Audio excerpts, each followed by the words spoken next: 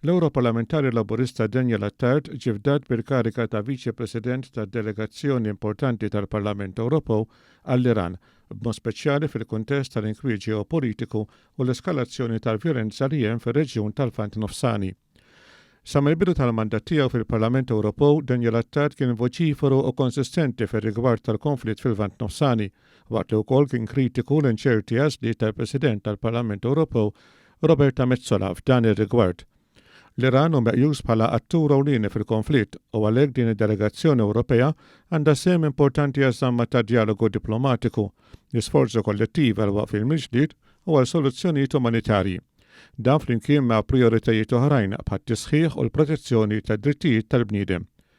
B'din il-kariga li għalija kiseb l-appoġġ unanimu ta' deputati oħrajn minn firxa ta' gruppi politiċi fil-Parlament Ewropew, Daniel Attard se jkompli jaħdem favur il-waqf il-miġlied u l-paċi fir-reġjun, kruċjali għal paċi u l-istabilità fil-komplement tad-dinja.